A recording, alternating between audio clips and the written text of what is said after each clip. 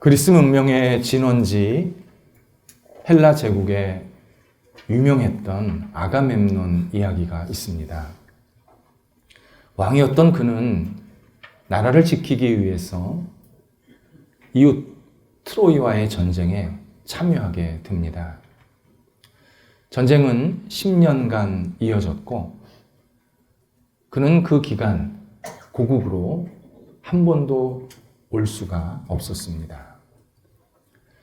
가진 고생 끝에 전쟁에서 승리하게 되었고 결국 영광스럽게 본국으로 귀환하게 됩니다.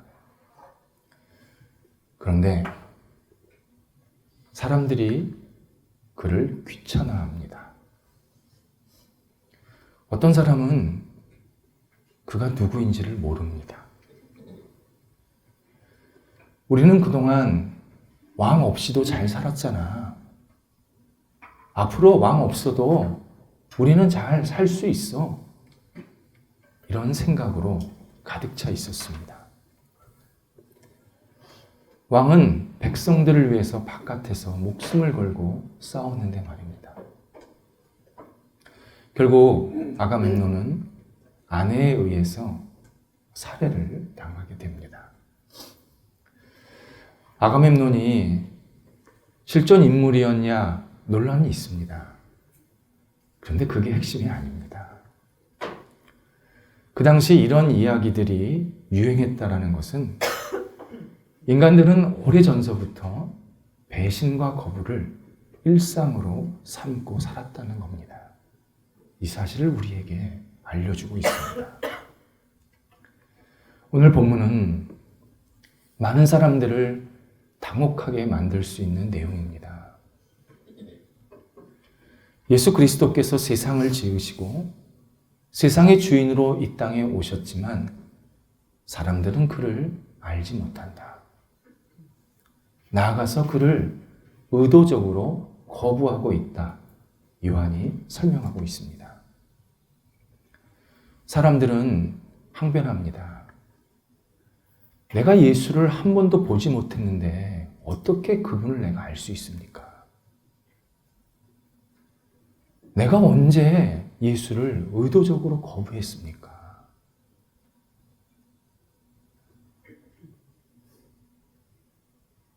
성경은 이러한 핑계나 항변이 옳지 않다고 말씀하십니다. 헤어진 가족들이 서로 만나는 장면을 보면 가슴이 뭉클합니다. 서로 한 번도 얼굴을 보지 못했지만 때로는 본 지 오래되었지만 몇 마디를 나누다 보면 이 사람이 내 혈육이구나. 우리가 한 배에서 태어났구나. 이것을 정서적으로 깨닫게 됩니다. 인간은 이 땅에 오게 되었을 때 예수님께서 구원자를 알 수 있는 영혼의 흔적들을 우리에게 주셨습니다. 저분이 구원자구나. 저분이 내가 의지할 분이구나. 이것을 우리의 영적으로 깨닫게 만드셨습니다. 그런데 그것을 의도적으로 내가 계속 거부하고 있다. 오늘 성경이 그렇게 말씀합니다.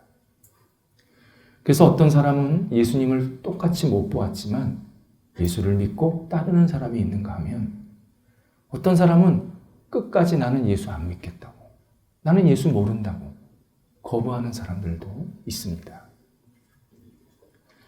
성경은 매우 밝고 긍정적인 내용으로 가득 차 있습니다.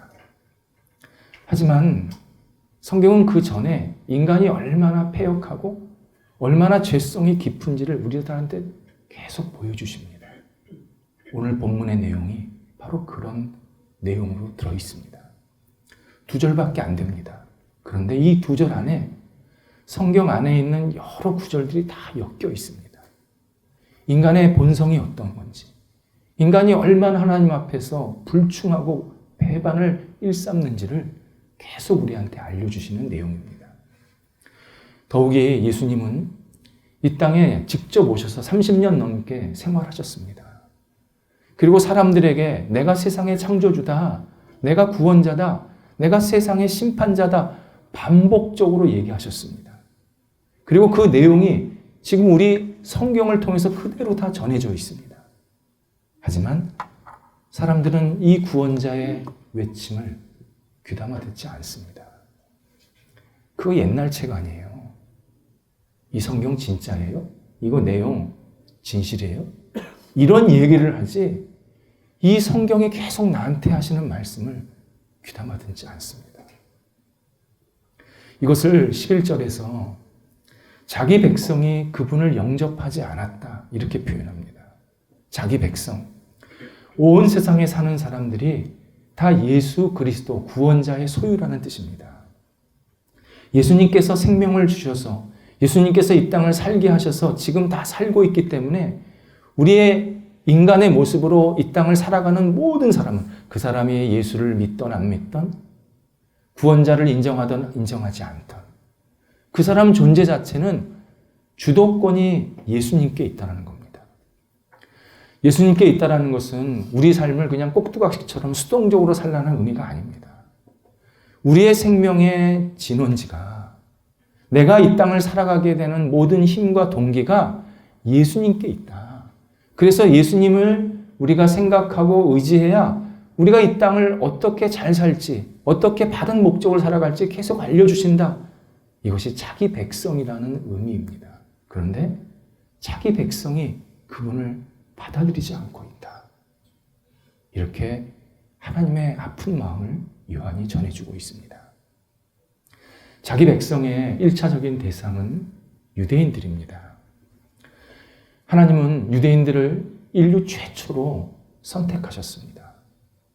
그리고 그들에게 너희에게 구원자가 갈 것이다. 세상을 구원할 분이 너희에게 갈 것이다. 오랫동안 알려주셨습니다. 실제로 구원자가 곧 예수 그리스도가 유대 땅에 이 땅에 오셨습니다.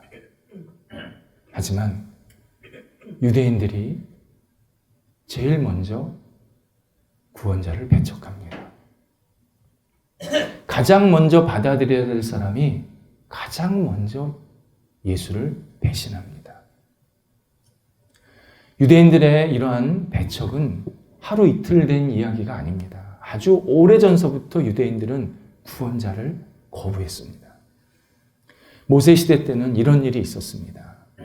하나님께서 도저히 일어날 수 없는 기적들, 정말 이때까지, 지금도 마찬가지지만 그 전까지도 있을 수 없는 기적들을 일으키시면서 이스라엘 백성들을 이집트에서 탈출시키십니다. 이 기적들은 하나님이 이스라엘 백성을 얼마나 사랑하시는지, 그리고 이스라엘 백성들을 통해서 영광과 찬송을 얼마나 받기를 원하시는지 분명히 알려주는 사건이었습니다. 그리고 이스라엘 백성이 탈출을 하고 난 이후 광야 생활이 시작이 되는데 그때 제일 먼저 한 일이 불평입니다. 우리는 이집트로 돌아가고 싶습니다. 이집트에서 노예 생활이 그립습니다. 이런 말을 아무렇지도 않게 하나님 앞에서 하는 겁니다. 하나님은 세상에서 볼 수 없는 기적들을, 엄청난 기적들을 이스라엘 백성들에게 보여주시면서 끄집어내셨는데 막상 이스라엘 백성들은 우리 이집트에 가서 노예 생활하고 싶습니다. 이렇게 불평을 합니다. 이스라엘 백성들이 불평한 이유는 하나였습니다. 광야의 길이 너무 힘들다는 겁니다. 너무 고생스럽다는 겁니다. 그러나 이 광야의 길은 생명과 은혜의 길이었습니다. 이 길을 지나면 하나님께서 준비하신 구원과 복이 있었습니다. 그리고 충분히 이 길을 지나갈 수 있었습니다. 이스라엘 백성 430년간 이집트에서 노예 생활했습니다. 그 노예의 때를 베끼려고 하니까 하나님께서 잠깐 광야의 생활을 가게 하신 겁니다. 얼마든지 갈 수 있었습니다. 얼마든지 극복할 수 있었습니다. 그런데 그 잠깐의 시간이 괴롭다고 불만에 불만을 계속합니다. 이것이 자기 백성이 구원자를 영접하지 않는 모습이라고 우리에게 말씀하십니다. 예수님 시대 때는 이런 일도 있었습니다. 마태복음 21장에서 예수님께서 십자가를 지시기 전에 비유를 말씀하십니다.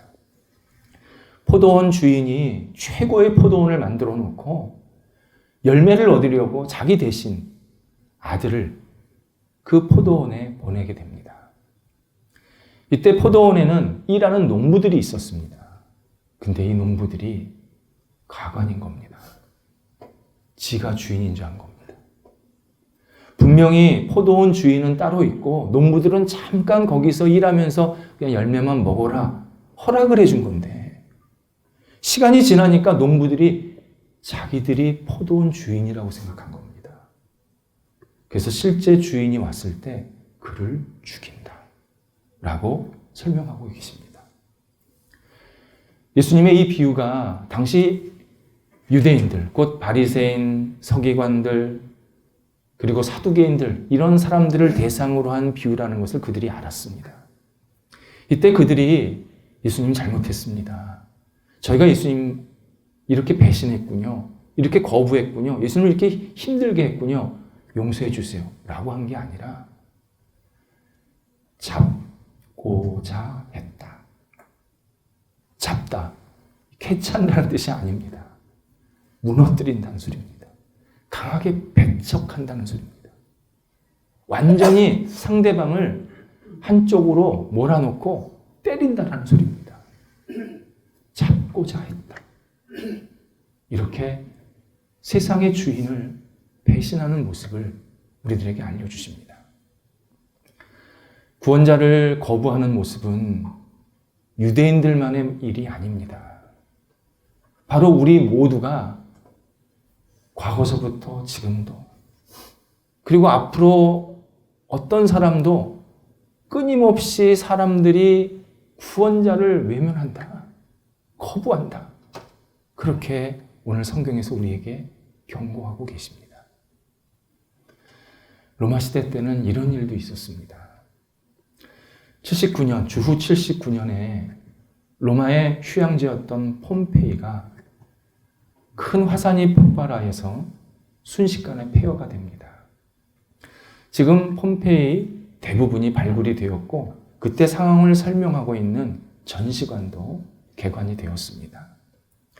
그 전시관의 설명 대부분 이런 내용입니다. 그 당시 인구는 몇 명이었고 당시 문화와 예술의 수준은 이렇게 높았다. 그런데 이 사람들이 한순간에 그걸 다 잃어버렸다. 참 안타깝다. 불쌍한 사람들이다. 이런 내용들입니다. 전혀 본질을 벗어난 설명입니다. 그때 상황을 보면 폼페이 시민들이 얼마나 일상이 엉망이었고 타락에 극을 달렸는지를 정확하게 보게 해줍니다.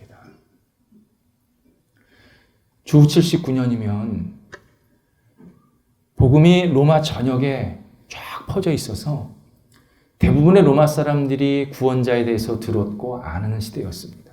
그리고 적지 않은 사람들이 계속 예수를 믿고 있었을 때였습니다. 하지만 로마 제국의 최고의 휴양지이자 최고 부자 도시, 현대판 베버리 hills, 그 폼페이 시민들은 구원자랑 전혀 관계없이 자기 쾌락과 즐거움에 빠져서 그냥 하루하루를 그렇게 세상 속에 헤매는 인생을 살고 있음을 우리들에게 그대로 보여줍니다. 사람들이 예수 그리스도 곧 구원자를 거부하는 핵심적인 이유는 예수와 나는 상관이 없다 이겁니다. 예수가 내 인생에 들어와서는 안 된다. 이건 내 인생이다. 예수가 내 안에 들어와서 주인 노릇하면 안 된다. 나는 예수 없이도 잘 살 수 있다. 예수가 날 귀찮게 하지 좀 말았으면 좋겠다. 이런 생각으로 가득 차 있습니다. 누가복음 2장 7절에서 요셉과 마리아가 예수님을 낳게 됩니다. 그러면 당연히 예수님을 따뜻한 방에 뉘어야 하는데 구유, 말 먹이통에 눕히게 되었다 설명합니다.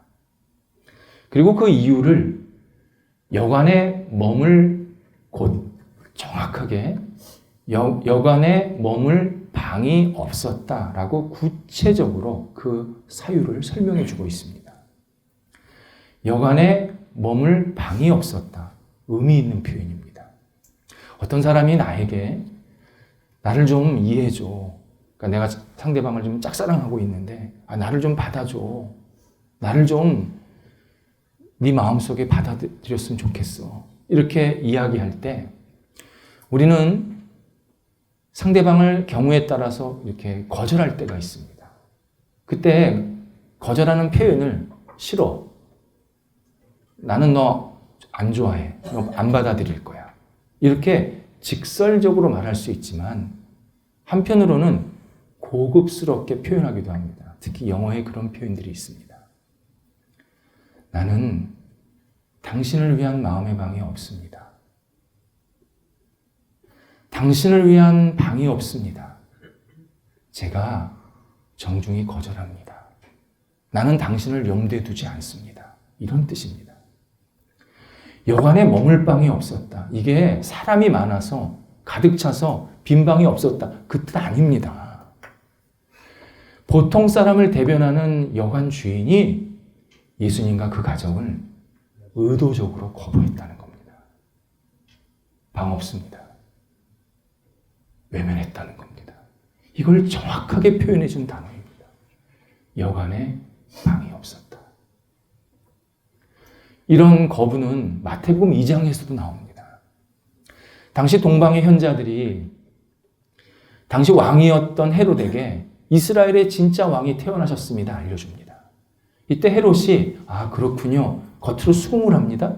근데 뒤돌아서서 베들레헴에서 2년 밑에 아이는 다 죽여라. 명령을 내립니다. 헤롯은 예수 그리스도, 곧 구원자가 자신의 권세를 빼앗아갈 존재, 자신의 잠재적 경쟁자라고 여겼습니다. 그래서 죽여라. 이 죽이다는 표현이 강하게 배척하다, 끌어내리다. 아까 그 잡다라는 말과 똑같은 단어입니다. 한쪽으로 밀어붙여서 완전히 때려서 무너뜨려라. 헤롯도 이렇게 의도적으로 거부를 합니다. 우리를 구원하러 오신 예수 그리스도의 날, 곧 성탄절을 사람들은 예수님 없이 보내기를 오랫동안 지속하고 있습니다. 성탄절은 국경일입니다. 나라가 정한 휴일입니다. 그날은 내가 푹 쉬는 날입니다. 1년 신나게 노는 날입니다. 재미 좀 보는 날입니다. 예수가 나한테 도움이 됐습니다. 하루 쉬게 해주셨습니다. 그걸로 끝입니다. 어떤 사람은 예수님을 생각을 하는데 이렇게 자주 소개를 합니다. 특히 이제 매체에서 그런 얘기를 많이 합니다. 구원자가 이 땅에 평화를 주러 오셨습니다. 구원자가 사람들에게 사랑을 주러 오셨습니다. 이렇게 이야기합니다. 관역을 벗어난 설명입니다. 예수님께서 이 땅에 오신 것은 우리의 죄를 해결하려 오신 겁니다. 십자가에 죽으러 오신 겁니다. 성탄절은 인간이 얼마나 패역한 존재이고 부족하고 잘못된 모습을 다시 한번 돌아봐야 할 시간인 겁니다. 그런 나를 위해서 예수님께서 오셨구나. 그래서 감사한 겁니다. 근데 세상은요, 예수는 싹 빼고 나의 죄성은 싹 다 빼고 그냥 우리에게 평화만 주세요. 우리에게 사랑만 주세요. 우리가 알아서 잘 살게요.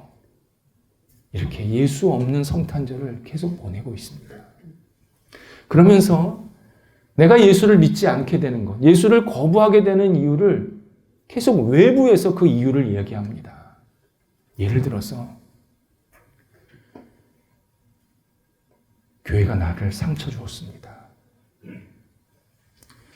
나는 신앙인에게 실망했습니다. 신앙의 모임이 나를 거부했습니다. 나는 신앙인들을 보면 이중성으로 보여서 아주 마음이 기분이 나쁩니다. 계속 외부의 요인이 있다고. 저 사람 때문에 예수 못 믿겠다고. 이런 모임 때문에 교회 못 가겠다고.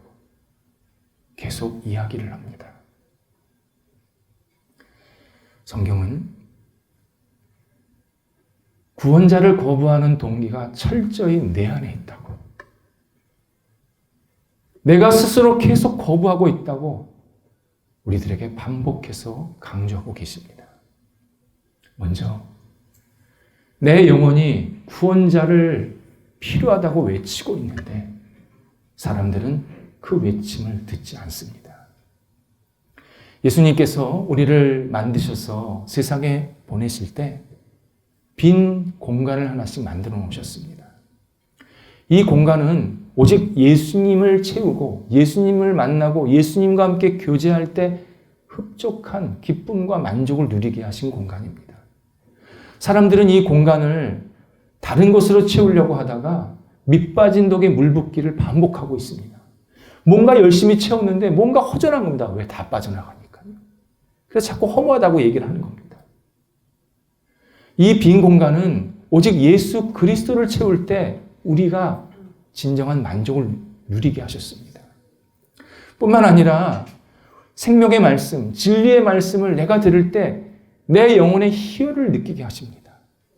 세상적인 지식을 내가 배울 때는 아 그렇구나 한번 깨닫고 마는데 이 생명의 말씀, 진리의 말씀이 내 영혼에 들어오면 내 삶에 의미가 생기고 목적이 분명해지고 내가 어떻게 살아야겠다 결심하게 됩니다. 그래서 내가 하나님 앞에서 이 구원자 앞에서 이런 삶의 모습을 계속해서 진영해야겠다. 거룩한 마음을 품게 만드십니다. 그런데 이 영혼 속에서 외치는 그 외침을 사람들은 계속 거부합니다. 전도서 3장 11절에서 분명히 하나님은 인간에게 영혼을 사모하는 마음을 주셨다고 말씀하시는데 영혼, 구원자인 예수 그리스도를 사모하고 그분을 채워야 내 마음에, 내 영혼에, 내 삶에 만족감이 있게 만드셨는데 우리는 그 만족을 계속 거부하면서 외부에 요인이 있다고 핑계를 댑니다. 또 하나는 삶에서 일어나는 기적들을 가볍게 여기면서 구원자를 거부합니다. 누가복음 7장에서 세례 요한의 제자들이 예수님께 당신이 정말 구원자 맞습니까? 묻게 됩니다.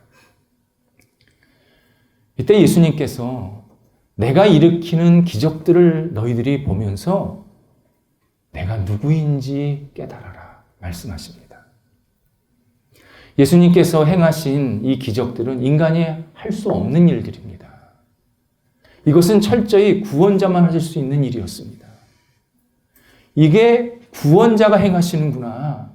구원자가 이런 기적을 우리한테 주시면서 우리와 함께 하시는구나. 이것을 깨달으라. 분명히 말씀하신 겁니다. 우리는 살면서 수많은 기적을 경험하고 있습니다. 지금 내가 살아있는 게 기적입니다. 내 삶은 기적의 총 결과입니다.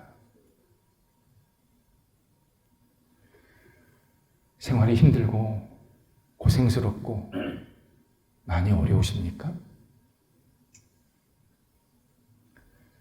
살아있기 때문에 그런 경험하는 겁니다.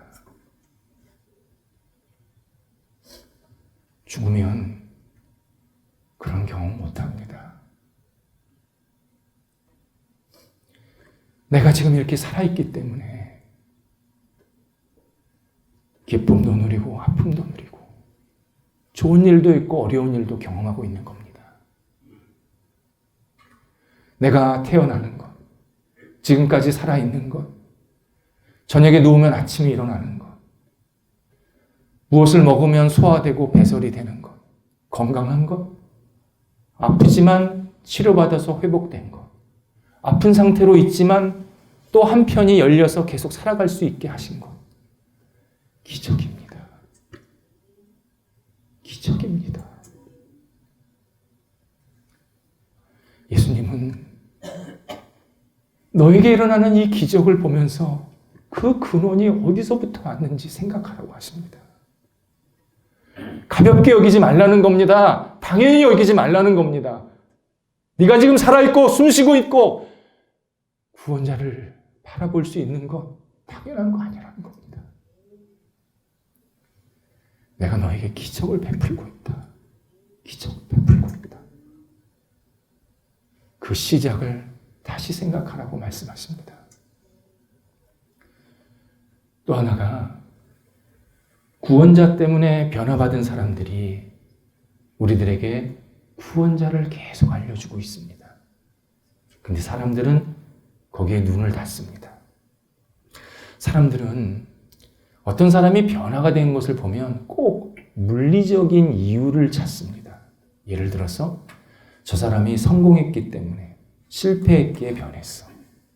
저 사람이 자녀가 잘 돼서 못 돼서 변했어. 저 사람이 좋은 일이 있어서 또는 나쁜 일이 있어서 변했어. 이렇게 물질적인 결과를 보면서 그 사람의 변화를 자꾸 찾으려고 합니다. 그의 영혼 속에 구원자가 들어가셔서 그의 속사람을 바꾸시고 그의 인생관을 바꾸셨던 것을 계속 보지를 않습니다. 거부합니다. 외면합니다. 그리고는 자꾸 겉으로 보는 것만 가지고 변화를 설명하려고 합니다. 인류의 최대 모순은 인간을 하나님의 형상으로 회복시키시고 온전케 하실 수 있는 유일한 방법이 계속 거절당하고 있다는 점입니다.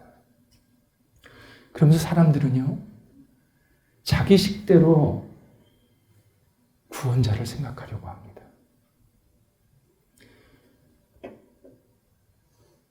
구원이 분명히 필요한 사람인데 나는 구원이 필요 없어. 큰소리 치는 사람이 너무 많습니다. 자기 식대로 구원자 생각하는 모습이 크게 두 가지입니다. 하나는 예수 이외에 다른 구원의 길이 있다고 말해주세요.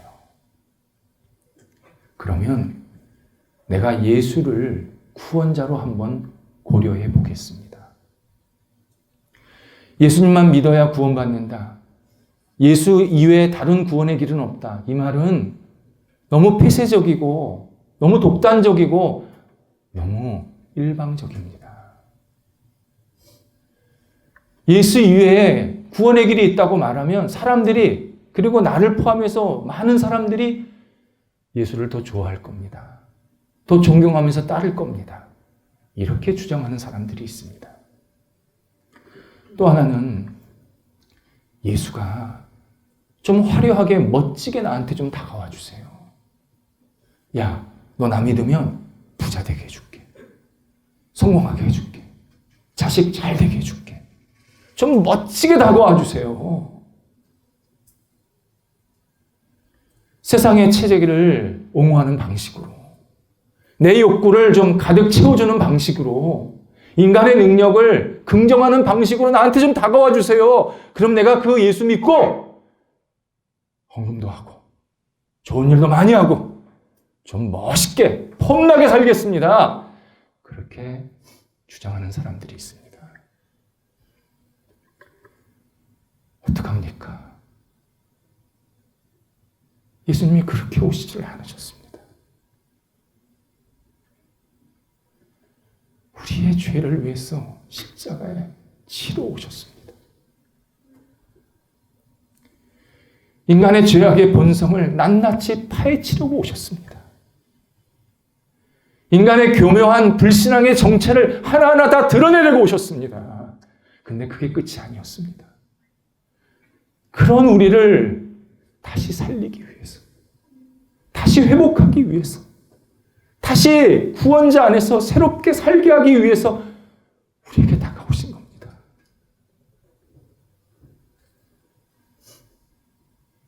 모든 인간은 반드시 예수 그리스도 앞에 서야 합니다.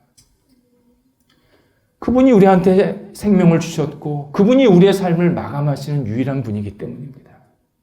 이때 내가 마지막 순간에 예수님 앞에 서는 것은 심판의 자리입니다. 지금 예수님 앞에 서는 것은 구원의 자리로 들어가는 겁니다. 따라서 우리는 먼저 예수를 알고 믿었지만 매일 나 자신과 내 주변과 우리 가족들을 위해서 예수를 더 깊게 일마다 때마다 받아들일 수 있게 달라고 간절히 기도해야 합니다. 예수님은 내가 한 번 받아들여서 될 뿐이 아닙니다. 세상의 어두운 세력과 영은요, 우리를 계속 예수님과 분리하게 만듭니다. 떠나게 만듭니다. 근데 이 힘이 되게 강합니다. 엄청 강합니다. 예수를 매일 일마다 때마다 받아들이지 않으면 우리는 순식간에 그냥 쓰러집니다. 그래서 베드로전서 2장 9절에서 하나님께서 우리를 부르사 기이한 빛에 들어가게 하셨다 말씀하십니다. 우리를 부르사 하나님의 은혜와 긍휼로 우리를 채워주셔서 기이한 빛, 구원자 예수 그리스도 안에 거하게 하셨다는 겁니다. 우리가 예수 그리스도를 받아들이고 예수 그리스도 안에 계속 거할 수 있는 유일한 방법은 하나님의 은혜와 긍휼을 계속 받는 방법밖에 없습니다. 그래서 이 일을 위해서 우리는 계속 기도해야 합니다. 우리가 지금 나와서 예배드리고 또 다음 주도 예배드리고 또 1년 있다 예배드리고 다 가능합니다. 그런데 이것은 철저히 예수 그리스도 구원자가 우리한테 은혜와 긍휼을 계속 베풀어 주셔야, 그래야 우리가 후원자를 떠나지 않고 그분과 함께 영원토록 교제하게 됩니다. 신앙인은 예수 없는 세상, 예수 없는 모임, 예수 없는 사람과 마음을 같이 하면 안 됩니다. 마음 빼앗기면 안 됩니다. 내가 예수 없는 사람을 만나고 예수 없는 세상에서 사는 이유는 구원자, 우리를 살리시는 예수 그리스도를 소개하기 위함입니다. 거기에 구원이 있도록 도와주기 위함입니다.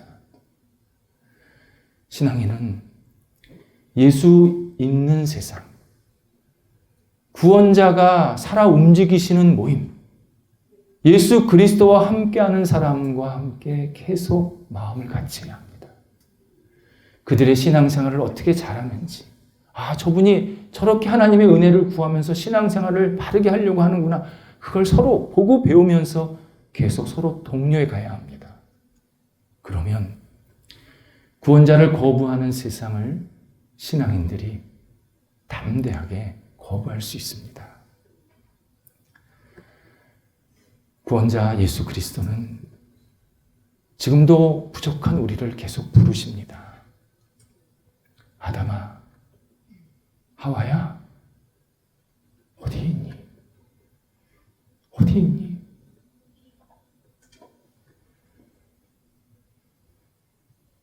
부족하지만 우리가 그 구원자 앞에 제가 여기 있습니다. 저를 도와주세요. 저를 긍휼히 여겨주세요. 기꺼이 주님 앞에 나 자신을 드리면 예수 그리스도께서 우리에게 거룩한 옷을 입혀 주십니다.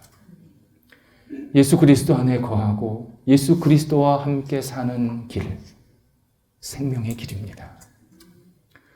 그 길로 계속 가면 하나님께서 큰 영광과 복과 사랑을 중간중간에 마지막 순간까지 끊임없이 부어주십니다.